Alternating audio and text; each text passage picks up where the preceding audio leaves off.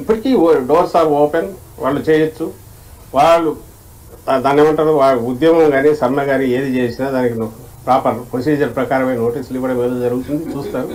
ఎవరి మీద ఎలాంటి దురుసుగా ఇచ్చేయొద్దని సంబంధిత పోలీస్ డిపార్ట్మెంట్ కానీ మిగిలిన వాళ్ళు కూడా ఆదేశాలు వెళ్ళాయి.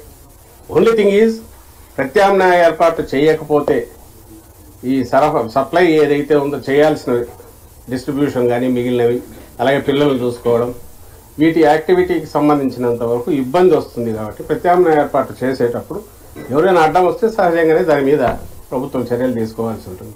అంతకుమించి వీళ్ళు సమ్మె చేస్తున్నందుకో, లేదా రకరకాలుగా వాళ్ళు పరుషంగా మాట్లాడుతున్నందుకో, లేక మేము ప్రభుత్వాన్ని దించుతామన్నందుకో, అలాంటి వాటికి అయితే ఎవరు దురుసుగా ప్రవర్తించరు.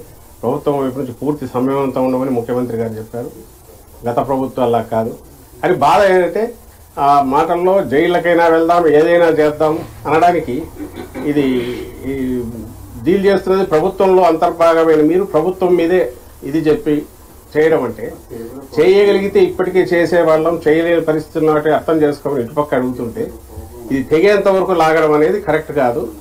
ఆ తెగేంత వరకు లాగడము, తెంచడము అనేది మీ వైపు నుంచి వద్దు, ఇటువైపు నుంచి ఆ ప్రయత్నం అలాంటి ఇది ఉండనే ఉండదు. గవర్నమెంట్ వైపు మీరు చేయొద్దని ఉద్యోగులందరికీ విజ్ఞప్తి చేస్తారు.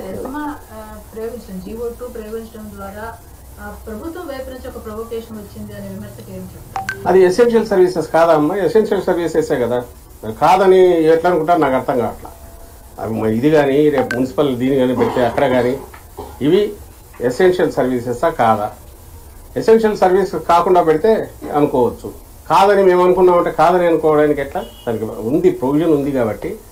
అండ్ ఈరోజు వేల లక్షలాది కుటుంబాలకు పిల్లలకు చేరాల్సినవన్నీ చేరకుండా పోతే, ఆ పిల్లలకు అందాల్సినవన్నీ అందకుండా పోతే అది నష్టం ఎవరికి జరిగేది?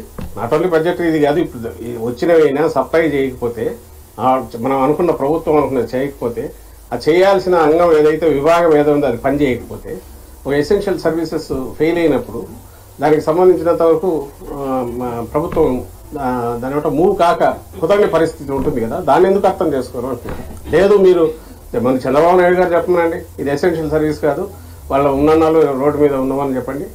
మీరు ఓవేళ పెంచకపోయినా కూడా, అలాగే పిల్లలకు అందకపోయినా పర్లేదు, అలాగే ఆ పేద తల్లులకో, గర్భిణులకో, బాలింతలకు వాళ్లకు ఈ గవర్నమెంట్ సపోర్ట్ అందకపోయినా పర్లేదు అని అంటారా? వాళ్ళు అనేది ఒకటే, అడిగింది ఇచ్చేసేయండి, వాళ్ళు వెళ్తారు కదా అని అంటారు. పోనీ ఆయన ఏ రోజన్నా చంద్రబాబు నాయుడు ఆ రోజు ఇచ్చాడా? ఆయన ఎప్పుడు జగన్మోహన్ రెడ్డి గారు పాదయాత్రలో చెప్పిన తర్వాత అలాగే ఎన్నికల ముందు పెంచారు. ఇటువైపు నుంచి ఏదైతే హామీ ఇచ్చామో జగన్మోహన్ రెడ్డి గారు రాగానే నెక్స్ట్ మంత్ దాన్ని తెలంగాణతో ఈక్వల్గా చేశాడు. తెలంగాణ దీనికి మించి పెంచారు. ఆ తర్వాత 2 ఏళ్లకు ఎప్పుడో తెలంగాణ ప్రభుత్వం మళ్ళీ పెంచింది. దాన్ని పెట్టుకుని అక్కడ పెంచారు కాబట్టి ఇక్కడ మాకు పెంచాలన్నారు. అవి ఇప్పుడున్న పరిస్థితిలో రాగానే ప్రామిస్ చేసింది ఇచ్చేసాం కాబట్టి నెక్స్ట్ చూస్తాము. ఇప్పటికీ బడ్జెటరీ ఇది కానీ మిగిలిన వాటికి కానీ అంత కుదరదు, ఎన్నికలు కూడా వస్తున్నాయని చెప్పాము. So with all due seriousness పరిశీలించి చేయగలిగినవన్నీ 62 62 ఏళ్ళకి కానీ మిగిలినవన్నీ చేస్తూ వచ్చాం. అలాగే రిటైర్మెంట్ టైంలో సుప్రీంకోర్టు డైరెక్షన్ ఇచ్చింది, అంటే గైడ్ లైన్స్ వచ్చేంత వరకు పెంచుతామన్నాము. ఇవన్నీ జరుగుతున్నాయి. ఇది ఒక్కదాని దగ్గరే అవుతుంది. అది కూడా అన్యాయంగా అడిగినారు మేము ఆ రోజుల్లో, ఇప్పుడు చెప్పట్లే. బట్ ఇటువైపు నుంచి దాన్ని పెంచలేని పరిస్థితి ఉంది, దాన్ని అర్థం చేసుకోండి అని చెప్పారు. దాన్ని అది మేమేమైనా కమ్యూనికేట్ చేయడంలో ఇదే ఉన్నా, ఈ డిలే జరుగుతున్న వాళ్ళు ఇన్నాళ్ళు వాళ్ళు సమ్మె చేస్తున్నా, ఎలాంటి కఠిన చర్యలు కానీ అవి లేనప్పుడు దాన్నైనా పాజిటివ్ స్పిరిట్తో చూసి ఇప్పటికే వచ్చిండాల్సింది. లేదు ఇప్పుడు ఒక ఎక్కడో ఒక చోట ఒక కట్ ఆఫ్ ఇది వస్తుంది, అది వచ్చింది కాబట్టి ఎస్మా దీని కిందికి తీసుకొచ్చి ఎసెన్షియల్ సర్వీసెస్ కిందికి తెచ్చి నోటీసులు ఇవ్వడం జరుగుతుంది, మొదలవుతుంది, ఆ ప్రాసెస్ ఉంటుంది. ఇప్పటికైనా సమయం మించిపోయింది లేదు. అది రిక్వెస్ట్ చేద్దామని మీ ద్వారా, మీడియా ద్వారా రిక్వెస్ట్ చేద్దామని వచ్చాం. దాన్ని దయచేసి అర్థం చేసుకుని వాళ్ళు కానీ, అలాగే మున్సిపల్ వర్కర్స్ కూడా చేయగలిగినంత చేశాం. పట్టుదలకు పోకుండా ఇంకా చిన్నవి ఏమైనా ఉంటే వేరే పరిశీలించవచ్చు, that's not a different issue. కానీ సాలరీ పెంచడం అనేది ఇప్పట్లో కుదరదనేది దయతో అర్థం చేసుకుని సమ్మె విరమించాల్సిందిగా కోరాను.